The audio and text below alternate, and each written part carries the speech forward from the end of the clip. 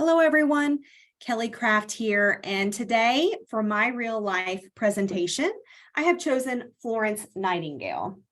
I imagine a lot of you may not be familiar with or have ever even heard of Florence Nightingale, but as a nurse myself, she is someone I learned about at the very beginning of my nursing education. She set the stage for modern nursing, and I look forward to telling you a little bit more about her impact, her profession, and her leadership in nursing.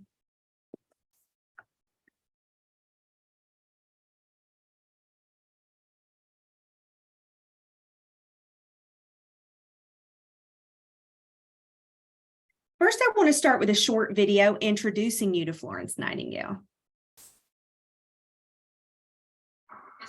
Modern day nursing owes much to Florence Nightingale, who ignited worldwide healthcare reform in the 19th and 20th century. Known for her night rounds tending to the Crimean War wounded, Nightingale earned the title of Lady with a Lamp.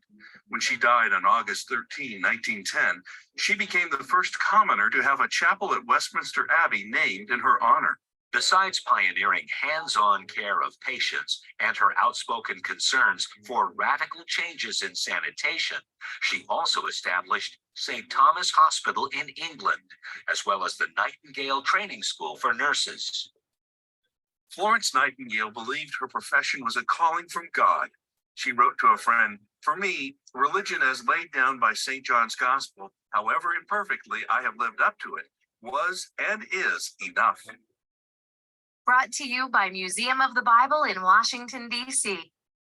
Okay, so Florence Nightingale, she lived from 1820 to 1910, and she was known as the Lady with the Lamp. And I think as we move through the presentation, that will make more sense how she got that name. She was a British nurse, a social reformer, and a statistician, best known as the founder of modern nursing. Her experiences as a nurse during the Crimean War were foundational in her views about sanitation, and sanitation not just then, but moving forward in healthcare in general. From a very young age, Florence Nightingale was active in philanthropy, ministering to the ill and poor people in the village neighboring her family's estate. By the time she was 16 years old, it was clear that nursing was her calling. She believed it to be her divine purpose. When Nightingale approached her parents and told them about her ambitions to become a nurse, they were not pleased at all. In fact, her parents forbid her to pursue nursing. You have to remember that during the Victorian era, a young lady of Nightingale's social stature, they were very wealthy, she was expected to marry a man of means, not to take up a job that was viewed as, like a low labor type of job, that usually was seen or viewed in not a good light by upper social classes. She proceeded anyway, and she went forward within the nursing profession.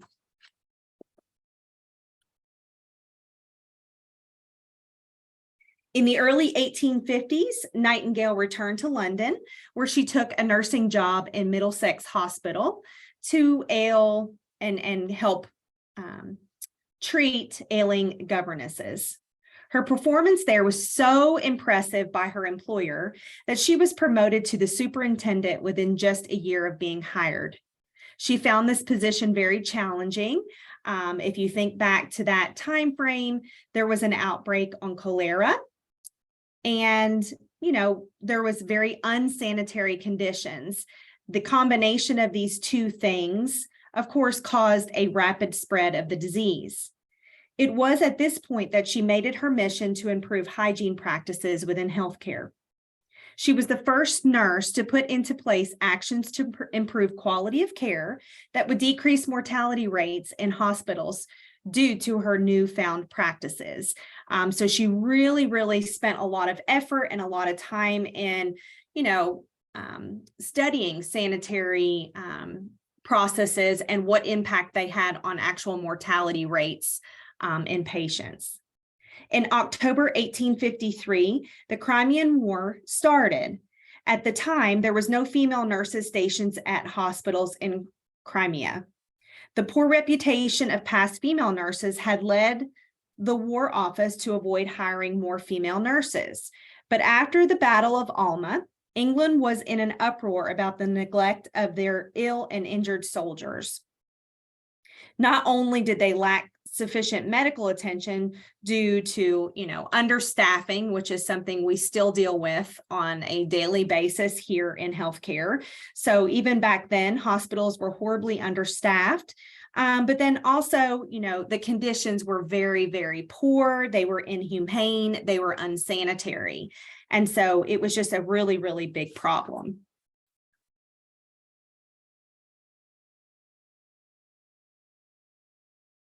In late 1854, Nightingale received a letter asking her to organize a group of nurses to tend to the sick and fallen soldiers there in Crimea for the war. Nightingale, of course, rose to the occasion. She developed and quickly assembled a team of nurses that she trusted. There was, about 30 of them. They sailed over to the country just a few days later, where they found just absolute horrific conditions there. The hospital actually sat on top of a cesspool, which of course then contaminated the drinking water. Patients were filthy. They were lying in their own feces and excrement. Due to the poor sanitary condition, there was rodents everywhere. There was bugs everywhere. There was just a huge scarce supply of necessities, not just, nursing necessities or medical necessities like bandages, but there was also, lack of food, lack of, soap, lack of clean water, etc. It was actually even found that more soldiers were dying from infectious diseases from the sanitary conditions than their actual, battle wounds or battle injuries, which I find very, very interesting. So Nightingale quickly went to work. She collected hundreds of, cleaning supplies, scrub brushes, and even asked patients that were less sick to help clean and scrub that hospital from floor to ceiling to improve the conditions. She herself spent every night walking, every minute caring for soldiers.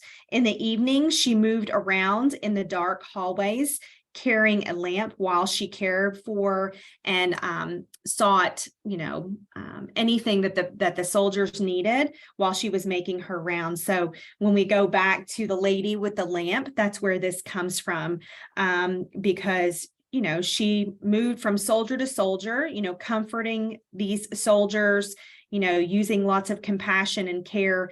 And so she earned the name of Lady with the Lamp. She also utilized statistics.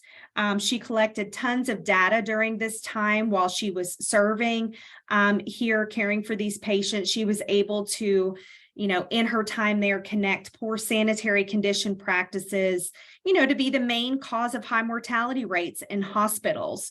So she was able to identify safe versus unsafe practices and then implement necessary changes to, save lives.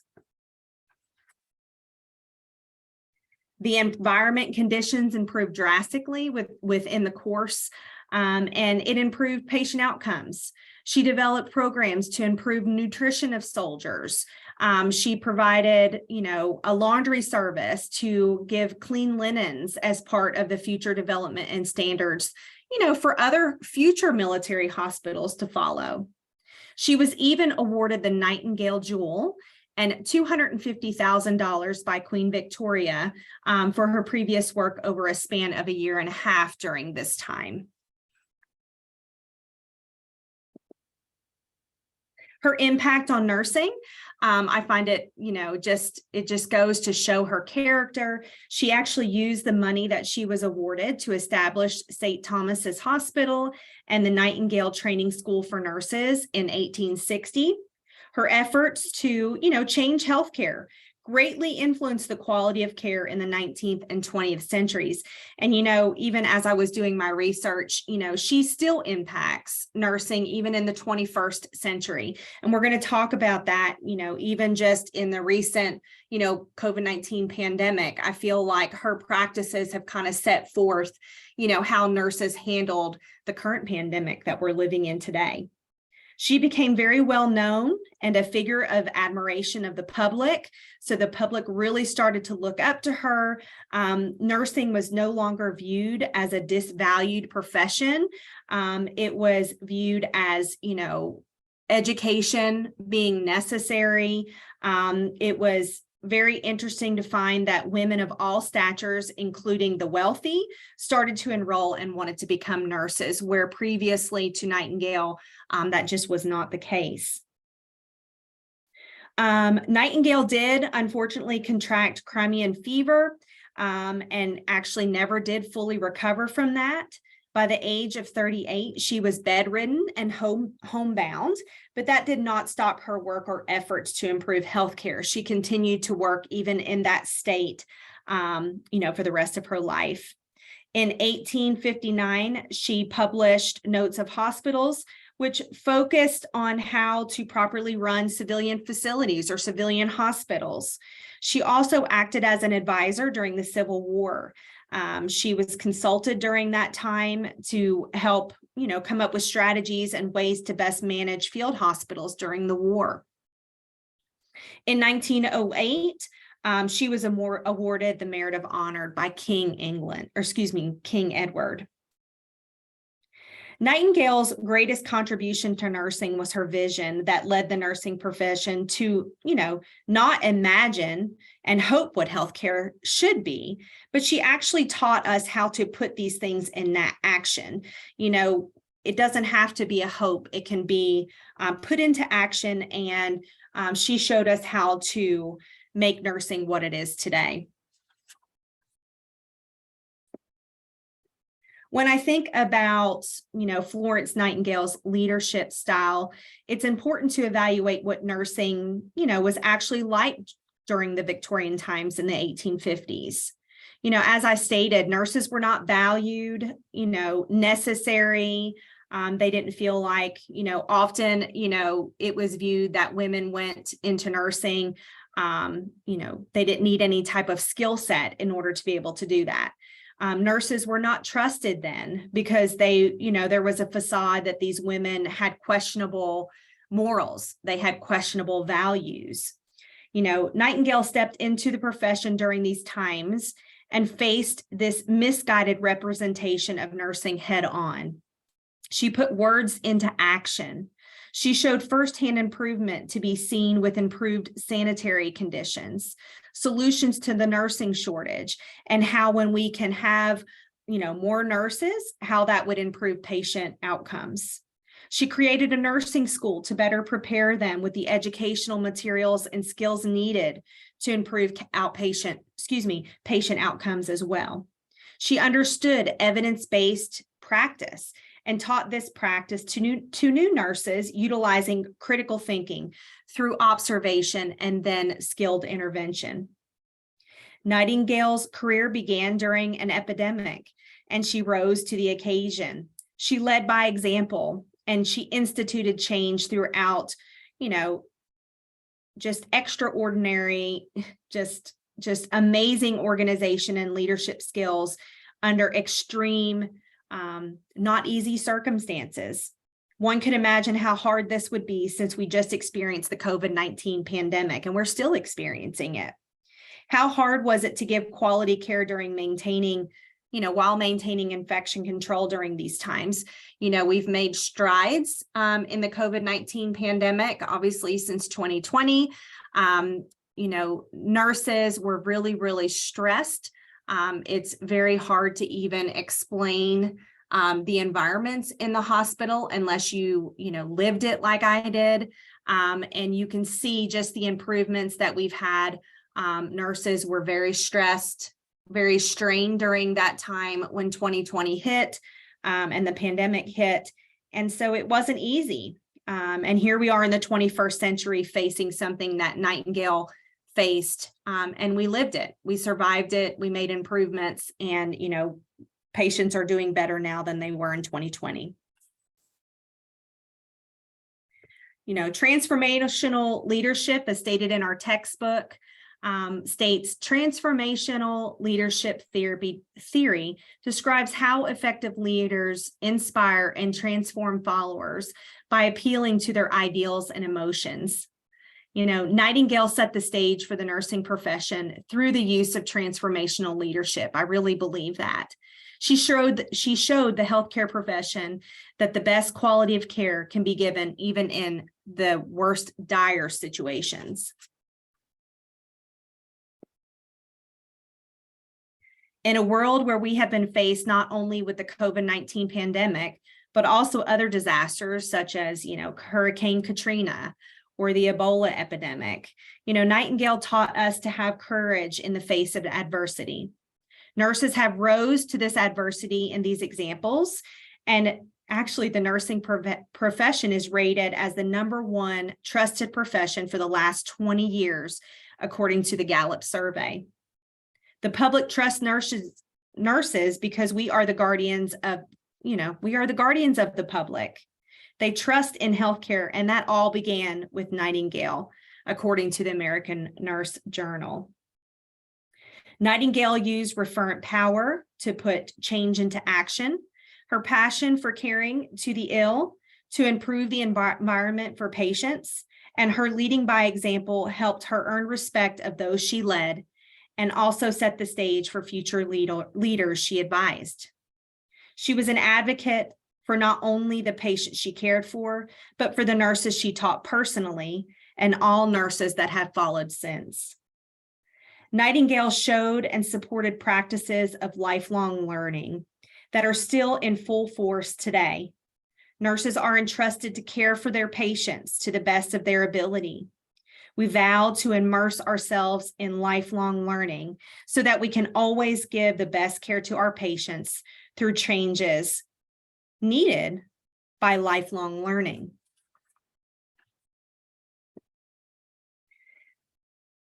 We learned in Unit 4 about the social exchange theory. I immediately thought of Florence Nightingale when I was reading about this theory. This theory basically states that a person is elected or chosen as a leader for as long as they are making beneficial change. When I think about leaders in nursing, this theory fits so well.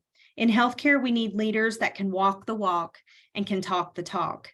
They make change happen for the better, and if not, they are no longer should be leading.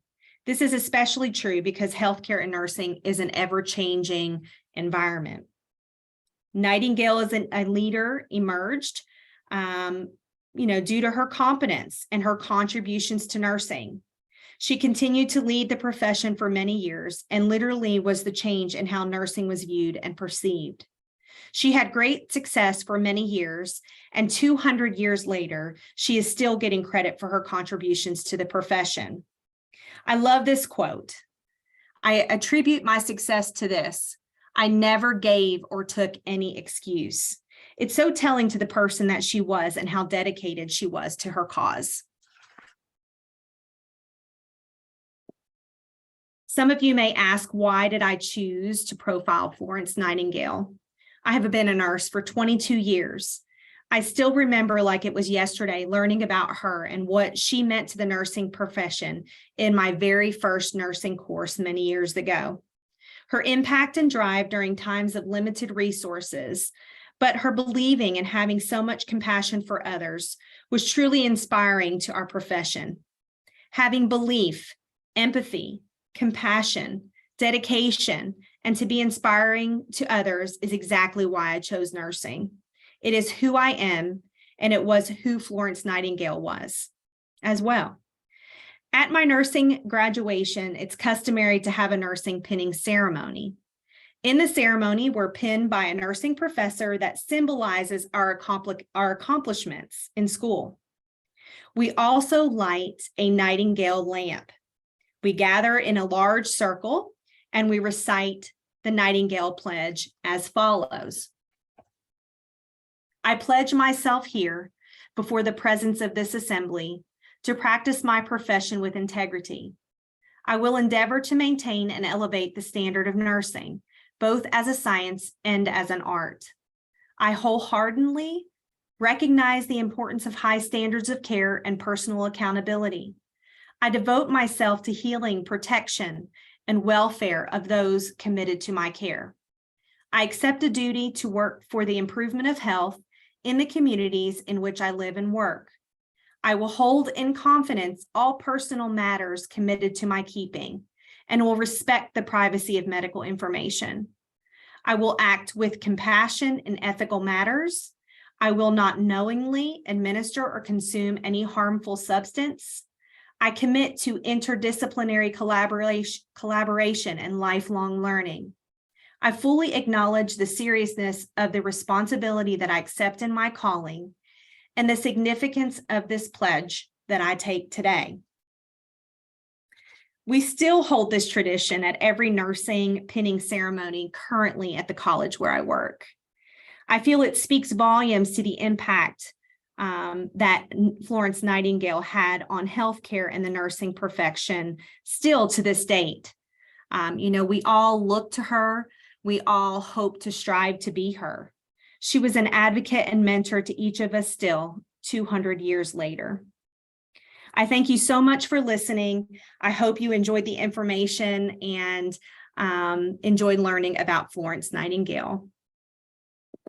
And here are my references. Thank you so much.